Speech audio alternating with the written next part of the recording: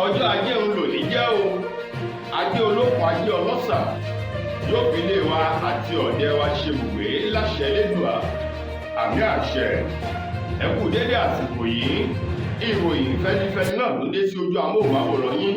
láti ìkànnì ayélujára Feli-feli TV lónìí tí ṣe ọjọ́ Monday ọjọ́ ajé ọjọ́ 21 nínú oṣù kejì ọdún 2024 Fúnmi Adénúgà ni oníròyìn. Síwájú kẹ́ tó gbọ́ ìròyìn ọ̀hún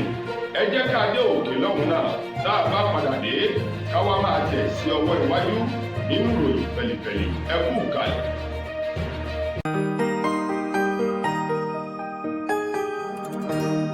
ìròyìn Feli-feli TV àjààbálẹ̀ làwọn ìròyìn ti wà máa wò lóòrèkóòrè.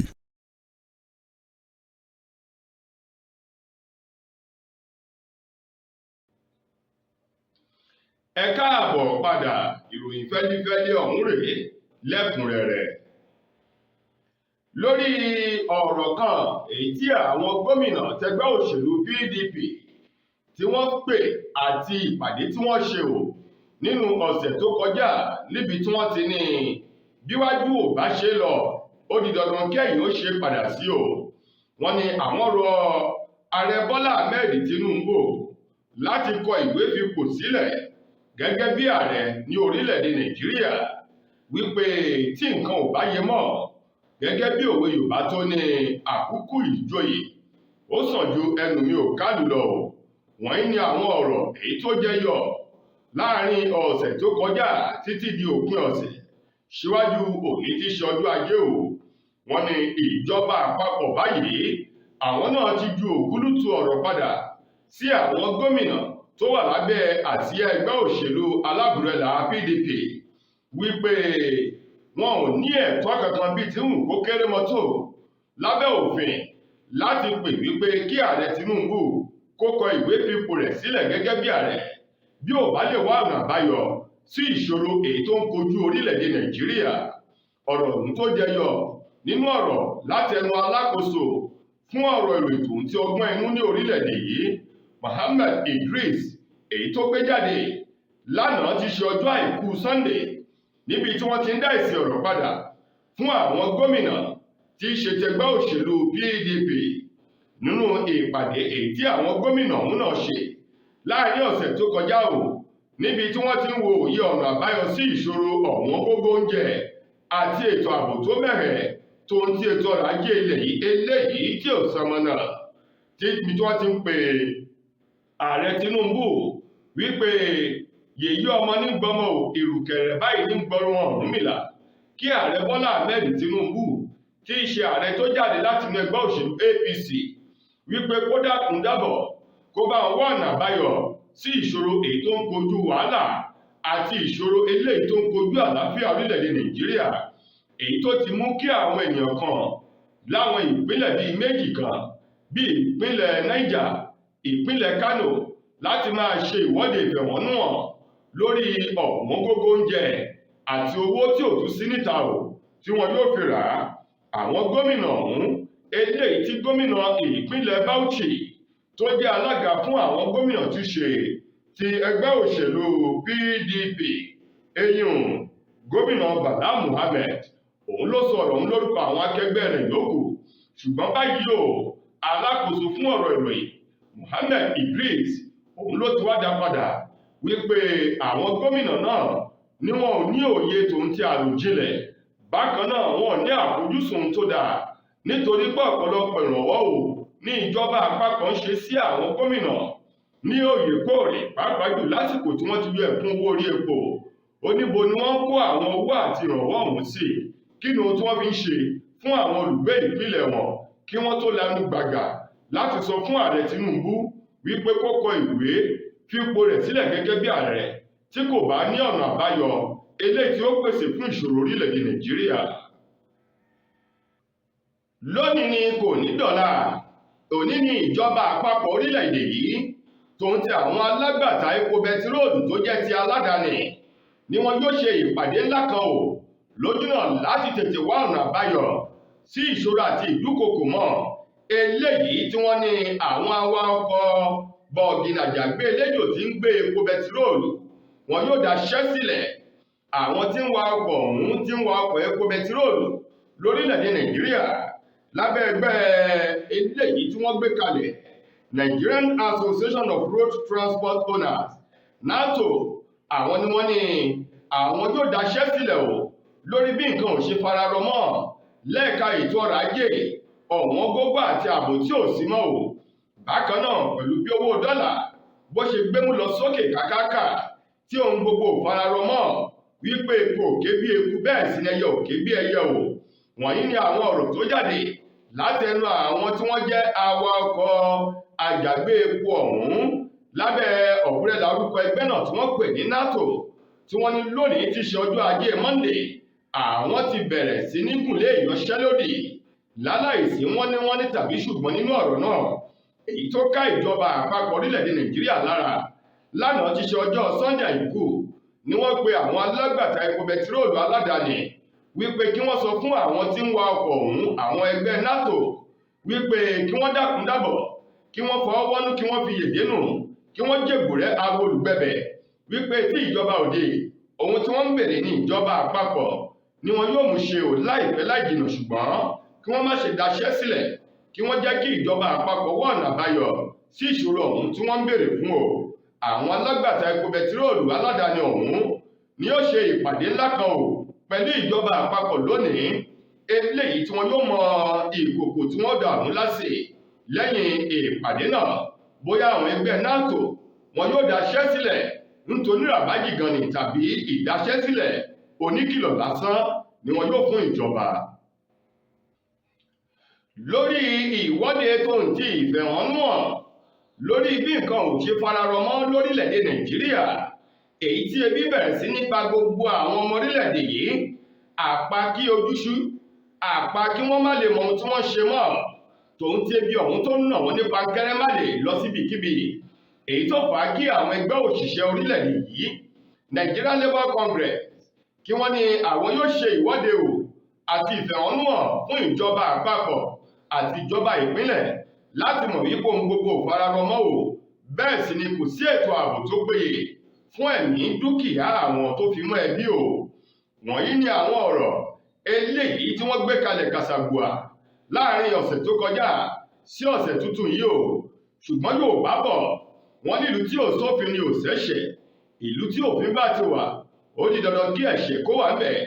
Adé fún iléeṣẹ́ ọlọ́pàá orílẹ̀-èdè Nàìjíríà, àwọn náà ti bọ́ síta báyìí wípé a ò ní kẹ́ ẹ má ṣe ìwọ́de ìfẹ̀hónúhàn, ṣùgbọ́n ẹ má kọjá òfin, ẹ sì má kọjá àlàyé o. Níbẹ̀ ni iléeṣẹ́ ọlọ́pàá orílẹ̀-èdè yìí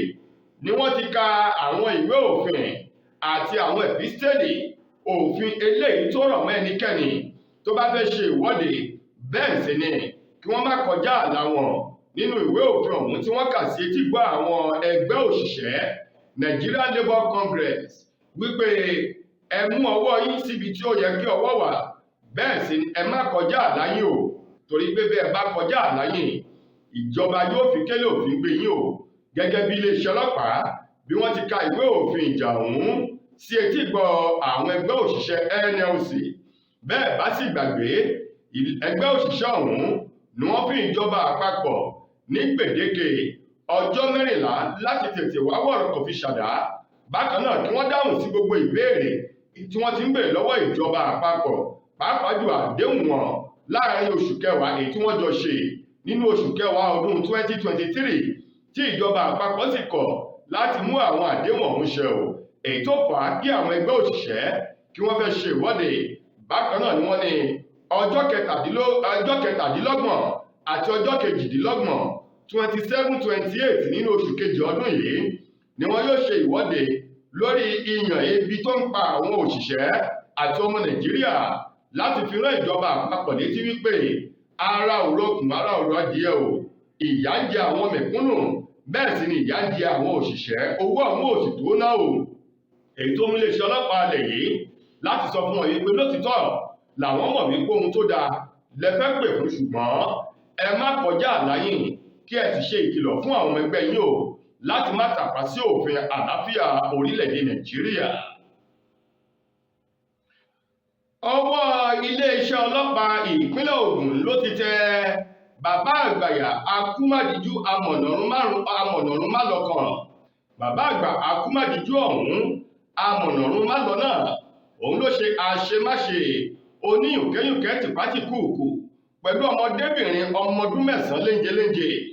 ní agbègbè Màgbòrò ní ìjọba ìbílẹ̀ Ọbáfẹ́mi Owódè ní ìpínlẹ̀ Ògùn. Gẹ́gẹ́ bí ọ̀rọ̀ ọ̀hún ti jáde, bàbá àgbà ẹni ọdún 65 náà Timothy Adédìbú òun ni wọ́n ní ó fi tìpátìkúùkù ní àjọṣepọ̀ pẹ̀lú ọmọdébìnrin léńjeléńje ọmọ ọdún 9 kan ní agbègbè Màgbòrò pẹ̀lú ọgbọ́n àlùmọ̀kọ́rọ́ yìí, ọgbọ́n jàǹbá èyí tó fi tan ọmọdébìnrin náà wọ inú yàrá rẹ̀. Bàbá òun ti ṣe ìránṣẹ́ Ọlọ́run tó jẹ́ àgbà ọ̀jẹ̀ ìránṣẹ́ Ọlọ́run nínú ilé ìjọsìn kan èyí tí wọ́n ló ń bẹ ní agbègbè Màgbòrò. Bákan náà òun ló ṣe iṣẹ́ ibi náà ní ọjọ́ 15 oṣù kejì nínú oṣù àti ọdún tí a wà yìí. Gẹ́gẹ́ bí iléeṣẹ́ ọlọ́pàá ìpínlẹ̀ Ògùn láti ẹnu alukoro wọn SP Ọmọlọ́lá Òdútọ́lá bó ṣe fi ìdí ìṣẹ̀lẹ̀ múlẹ̀ fún àwọn akọ̀ròyìn iléeṣẹ́ wa lánàá tí í ṣe ọjọ́ àìkú Sunday wípé lótìtọ́ àti lódodo ńlọ́wọ́ ti tẹ Timothy Adédìbú tó ṣe ìránṣẹ́ Ọlọ́run àgbà ọ̀jẹ̀ nínú ilé ìjọsìn kan ẹni tí í ṣe ní ọdún 65 years wípé àwọn gbogbo ìyẹjọ́ ọ̀hún ni wọn yóò gbé wá sí olúléeṣẹ́ ọlọ́pàá èyí tó ń bẹ ní Eléwéran nílùú Abẹ́òkúta tí ṣolúlù ìpínlẹ̀ Ògùn tí wọn yóò sì máa ṣe ìwádìí síwájú sí i. Ó ní ṣùgbọ́n ọ̀rọ̀ ọ̀hún bọ́ sí etí ìgbọ́ àwọn ọlọ́pàá lásìkò tí àbúrò bàbá ọmọdébìnrin ọ̀hún tí wọ́n forúkọ rẹ̀ pamọ́ tó dé láti ibi iṣẹ́ tó sì jẹ́ wípé nínú ìwádìí àti ìfimúfilẹ̀ tó ń ti àkíyèsí àyẹ̀wò tó ṣe lórí wípé nǹkan kan ṣe ọmọdébìnrin ọmọ ọdún 9 náà kí wọ́n tó fi ìgbéta tí wọ́n fi ọ̀rọ̀ ọ̀hún tó àwọn ọlọ́pàá létí kó tó di pé iléeṣẹ́ ọlọ́pàá wọ́n fi ọwọ́ òfin mú bàbá náà. Ó ní ṣùgbọ́n wọ́n ti mú ọmọ náà lọ sílé ìwòsàn fún ìtọ́jú èyí tó péye tí ọmọ òun sì ti ń gba ìtọ́jú lọ́wọ́. Ọ̀rọ̀ ọ̀hún náà ló dé fún ọ̀gbẹ́ni kan eléyìí ìtọ́ni ní agbègbè àdúgbò kan èyí tí wọ́n pè ní Abọ́láníyè ní Ìdókòrà Ìdí Òkè ní ìpínlẹ̀ Ògùn wípé ọ̀gbẹ́ni kan náà òun náà tí wọ́n ń porúkọ rẹ̀ ní Prince Dara ó fi tìpátìkúùkù ní àjọṣepọ̀ pẹ̀lú ọmọdébìnrin ọmọ ọdún 17 ní agbègbè Ìdókòrà ní ìpínlẹ̀ Ògùn. Iléeṣẹ́ ọlọ́pàá ìpínlẹ̀ Ògùn ní ìṣẹ̀lẹ̀ eléyìí ṣẹlẹ̀ ní ọjọ́ 8 nínú oṣù kejì ọdún tá a wà yìí. Ó ní gbogbo àwọn ẹjọ́ náà ló ti wà ní olúléeṣẹ́ ọlọ́pàá tí wọ́n sì ti ṣe ìwádìí. Ó ní ní gẹ́rẹ́ lẹ́yìn ìwádìí àwọn wọn yóò taari àwọn ènìyàn lọ sílé ẹjọ́ níbi tí ilé ẹjọ́ yóò ti ṣe ìdájọ́ wọn lábẹ́ òfin. Lákòótán nínú ròyìn wa fún tòní,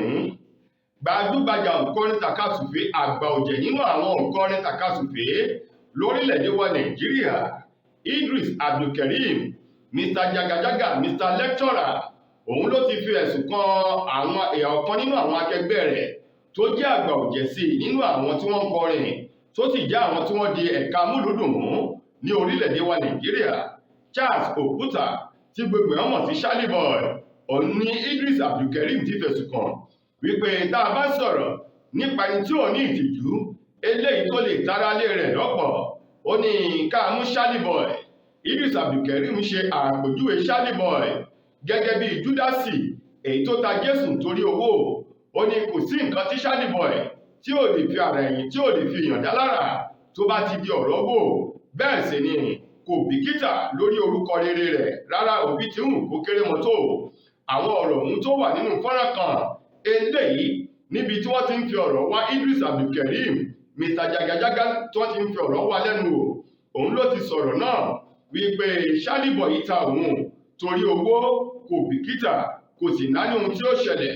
ní àsìkò kan ní ọdún 2004 ní ìgbà tí gbajúgbajà òǹkọrin tàkasùfé láti orílẹ̀-èdè Amẹ́ríkà 50 Cent tó wá sí orílẹ̀-èdè Nàìjíríà pẹ̀lú àwọn ikọ̀ rẹ̀ láti wá kọ orin. Ó ní àwọn ìṣẹ̀lẹ̀ ń ṣẹlẹ̀ ṣùgbọ́n nínú ọ̀rọ̀ eléyìí tí Charlie Boy yìí sọ ó ní láàrin ọdún náà ní ìgbà tí 50 Cent tó fi ọwọ́ àbùkù kan Idris Abdulkareem ó ní òun àti àwọn akẹgbẹ́ òun tí wọ́n ń gun ọ̀kadà wọ́n lé ní 3,000 èyí tí wọ́n gbé ọ̀kadà lọ fi ká 50 cent mọ́ pápákọ̀ òfurufú ti Muritala èyí tó wà ní ìpínlẹ̀ Èkó síwájú kó tó padà sílùú rẹ̀ láti lọ sọ fún wípé ìwà tó hù sí Idris Abdulkareem yìí ó jẹ́ ohun tí àwọn lòdì sí tí ò sì bójúmu. Ó ní ṣùgbọ́n ó ya òun lẹ́nu kí Idris Abdulkareem tó wá fi ẹ̀sùn kan òun wípé òun lè ta ènìyàn torí owó òun jọ Júdásì eléyìí tí ò bìkítà tí ò sì nánú tí ó ṣẹlẹ̀ lẹ́yìn náà. tó ẹ̀yin ará, ìròyìn Feli-feli kò ní jù báyìí lọ láti ìkànnì ayélujára Feli-feli TV. Títí dojúmọ́ ọ̀la tẹ́tùmọ́ aláǹfààní láti gbọ́ tún ròyìn míì. Mo gbà á ládùúrà wípé ilé òní ilé wa ọ̀nà yìí náà wá o. Fúnmi Adénúgà ló mú ìròyìn wá sí ojú amóhùnmáwòrán yín. Ẹ ṣeun gan-an ni o.